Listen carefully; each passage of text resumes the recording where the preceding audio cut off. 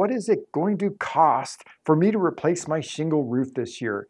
Well, hopeful and hesitant homeowners, I don't have happy news for you, but stick with me through this video. I'm going to break it down for you piece by piece, so that way by the end of the video, at least you'll have kind of a rough idea of what to set aside for a budget. It's been a volatile 5 years for the cost of roof replacements. Since the beginning of 2020, the cost of roofing materials for shingle roofs has increased 15 to 25% every year. That means that the materials may have doubled in price in that time. Now I'm going to try to help you understand roughly what a roof might cost you if you have to get a new roof replaced this year. But there's something that you need to consider first. I live in a part of the country where the costs of materials and labor might be quite a bit different than where you live. So these numbers may be higher or lower than you have to pay. Just remember that the purpose of this video is to give you just a baseline idea of the cost of an asphalt shingle roof so that you can set a budget. It's not to try to tell you exactly what it's going to cost you, and it's not going to give you pricing for metal or synthetic or tile roofs. But regardless of where you live, there are several factors which are going to cause your roof to be more expensive than just a standard simple roof, and I'm going to outline what all those are, and I'm going to tell you how they might affect your final price. Now remember that I said that prices have been increasing 15 to 25% every year? Well, I don't expect that's going to change too much this year.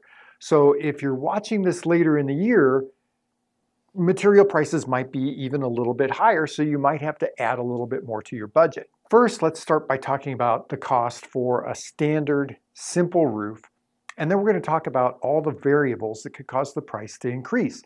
Let's assume that you just have a one-story house with a roof that has a standard pitch, and there's good access to the roof for the delivery and disposal of the materials.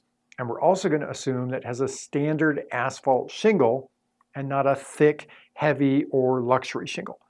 Next, let's assume that your roof is a standard size. We're going to say that it's 2,400 square feet. In roofing language, that's 24 squares.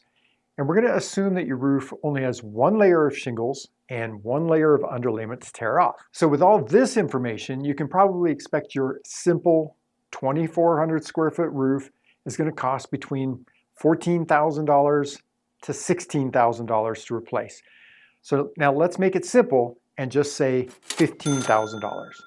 Now, all roofs aren't created equal. So let's start explaining the variables which could cause that roughly $15,000 price to increase. Now, for the sake of simplifying this, instead of giving a price range for each of these variables, I'm just going to give you one price. Then you should probably factor in like a plus or minus range of about 10%. So the first variable is going to be the type of asphalt shingles that you have on your roof now. If it's a thicker, heavier shingle, like maybe the Certainty Presidential, then the tear off and disposal cost is probably going to be higher because it takes more labor to remove it, and it takes up more space in the dumpster, so it's probably going to take up more trips to the dump to dispose of it. And because it's heavier, it's probably going to cost more at the dump. So if this is the case, for your standard 2,400 square foot roof, that extra cost for the heavier shingles could be around $500. Now, the next variable that could affect the price of your roof is whether or not there are new code requirements that your roofer is going to have to comply with when he installs your new roof. Building codes are constantly changing, and most of the time, your existing roof is grandfathered to the previous codes. But as soon as you're going to put on a new roof, that new roof is going to have to meet all the previous codes that are still in force, as well as all of the new codes that have been implemented. The types of things that could be required by code could be as small as like just needing drip edge to something as major as needing to install a whole new roof deck. And having to install a new deck on your whole roof isn't a very common need, but something that's more common to meet new codes is having to install a product called ice and water shield. The amount of ice and water shield that's required is going to depend on your local codes, but let's assume that your local authority only requires one course of ice and water shield and only at the eaves on your house. That means that using that information, that adding roughly that amount of ice and water shield on your standard 2,400 square foot roof may cost you around $1,200. Now, the next variable that's going to affect your roof price is the complexity of the roof. And by complexity, I mean how cut up is the roof? How many angles and oddly shaped slopes are there? And this increases the price because it increases the amount of cuts and waste there is during the installation. Every time the roofers need to cut shingles at an angle, that usually means that the rest of that shingle is waste and gets thrown away. So that increases the number of shingles that are needed to do your job. But it not only increases the material cost, but it can increase the labor cost as well because the labor can take longer on a really cut up roof.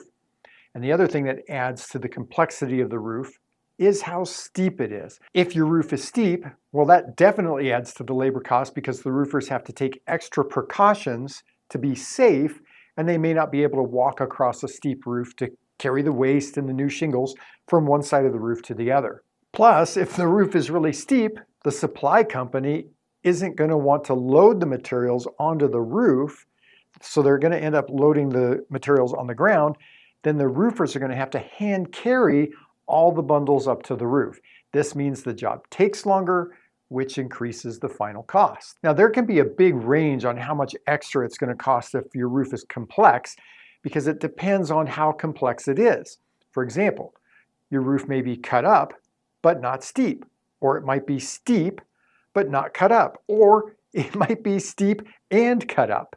But just for your budget's sake, let's assume that if you have a complex roof, it's going to add $1,000 more to the final cost. Now, another variable is whether or not you have multiple layers of roofing on your roof at the time of the tear-off. And if you've got more than one layer of shingles or more than one layer of underlayment, well, that all has to be torn off and disposed of. So this not only takes the roofers more time, but it adds weight to the dumpster, and that extra weight raises the cost of the disposal. Again, just for the sake of your budget, let's assume that your 2,400 square foot roof has one extra layer of shingles and one extra layer of felt. So if that's the case, this might add about $500 to the final cost. Now, a variable that probably most people don't often think about is access to the house. And what do I mean by access? What I mean by that is, can a delivery truck get close enough to your house to deliver the materials to the roof? Or, like I said before, is the pitch of the roof low enough that they can safely stock the materials on the roof? If not, and the materials have to be delivered to the ground, then the roofers are going to have to hand carry all the bundles up to the top of the roof.